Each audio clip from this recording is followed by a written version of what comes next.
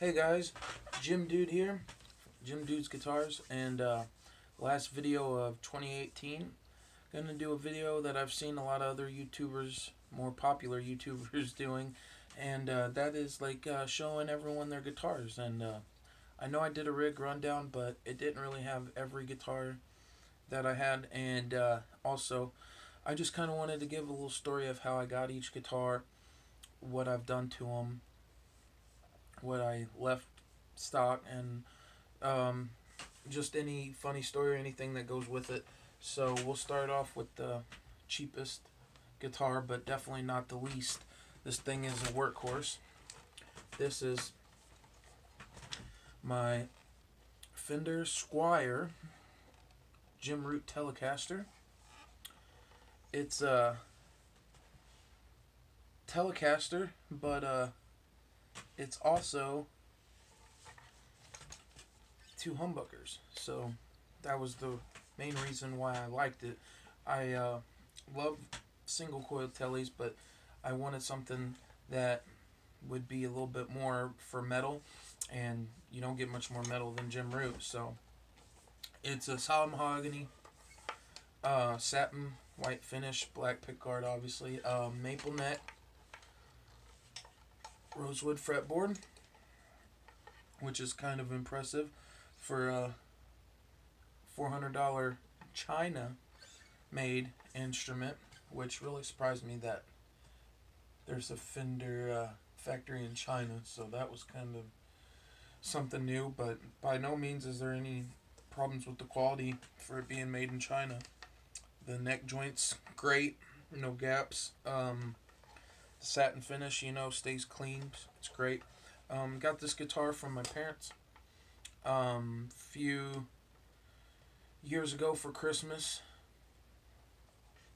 and it was my baby. I played it for hours and hours. I still do. I replaced the stock pickups.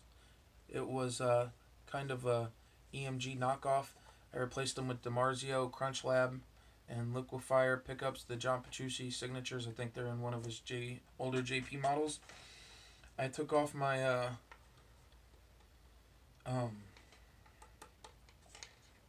little knobs here for my straps, and screwed on this Polyphia guitar strap that I got at a concert where I actually got to meet them. I have pictures on my Instagram, which you can follow me at JimDude88. And yeah, on the back, as you'll see through the video, I'm a big fan of bolt-on necks. A little magnet that my nephew made at school. So yeah, this thing's tuned half step down. It's my guitar that I play my Van Halen and Load era Metallica riffs.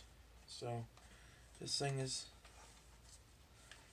definitely withstood the test of time, and it's a little battle worn, and I absolutely love it. It just plays great, sounds great with the low tuning, and yeah, great guitar. Trying to think if there's anything funny about it besides the fact that I begged my parents for months for it and finally got it for Christmas and was overjoyed. It didn't come with the case. I got a case for it. It's not a custom case like the rest of the guitars I have custom molded cases, but still better than a gig bag in my opinion. But even though it's kind of loose in there, it's still more protected than it would be from a bag. I'm not a fan of gig bags. I've had many horror stories. So, next guitar, made in Indonesia by a company that I really love. This is a ESP M403 HT for hardtail, no Floyd. This guitar has quite the story. Took a lot of work from Guitar Center to get it how I liked it. It came with Seymour Duncan pickups, but not these. I had these put in. This is a JB and hot rails in the middle and neck, but it came with Seymour Duncan pickups that just didn't have any sustain at all. I mean, if they were Seymour Duncans, I don't think they were made in the USA. They might have been one from the Indonesian factory that they sent. I don't know. but they just weren't as good as these. These are night and day difference. Sound amazing. It's got a nice thick piece of flame on it, and a white binding that goes all the way around. Extremely thin C profile neck. This was the first guitar that my girlfriend Julie got for me. It's named Julie after her, and it's her favorite guitar. It's a beautiful guitar. The Grover tuners, Seymour Duncan pickups. I mean, this thing is a metal machine. Mahogany body, maple neck. Look at that natural back. It's gorgeous. Took this thing to Guitar Center to have these pickups put in. When I get it back, it was a 5-way selector switch, and when I get it back, only 3 of them work. So just each pickup by itself, there was no combination. So I take it back, say I'd like to have the selector switch work with the combination pickups. I don't want just each individual pickup. So they said they would fix it. I took it home, and 2 of the positions still didn't work. So I took it back again, and another tech once again apologized and said he would fix it, which, you know, that's understandable. But when I got it back, the volume knobs were loose.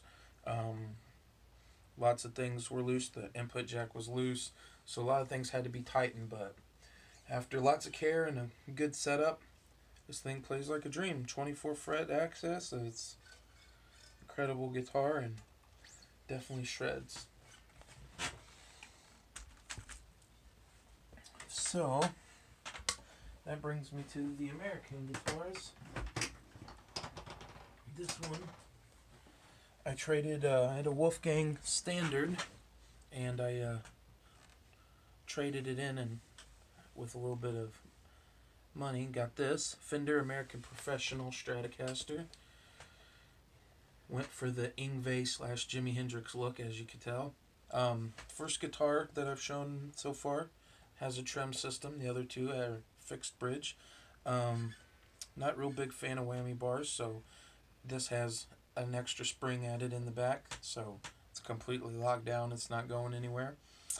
Stock pickups, nothing's been done to this except for I put on some Fender locking tuners. I'm a huge fan of locking tuners. The only reason these other 2 didn't have locking tuners is because, first of all, Squier, it's almost impossible to find some that fit the one peg that they put in, so I just left it instead of drilling holes. And the LTD has Grover tuners, which for non-locking are great tuners, so I'm not going to replace those. So this guitar is the newest guitar I have. I've only had it a couple months. The story behind it was I wanted a Strat. I've always wanted a Strat, so I got a Strat. And that's all there is to it. And it plays great. I love the fretboard radius. It's got a very thick neck. Much thicker than the ESP, which is a very thin neck. So it's pretty much night and day difference. And also, only guitar I've ever had where the fretboard is gloss. It takes some getting used to, where the neck is satin, but the fretboard is gloss. So anyway, that's kind of interesting feature to these new American Professionals, which I believe took over the American Standard guitars. So moving right along to the Cream de Resistance guitar that everybody's seen already, but I'll show you again. My absolute favorite guitar, my Ernie Ball Music Man Stingray, African mahogany body, maple neck, which I believe it's roasted maple, because if you notice, compared to the regular maple of Telecaster, it's a lot more golden and darkened. Maybe it's just treated, I don't know. But anyway, this guitar is the best playing guitar I've ever played, and that includes guitars that I've played in the store: PRS, Gibson, Fender, Ibanez, Schecter, and played them all. And this guitar came from online, set up perfect. Haven't had to do nothing but change strings.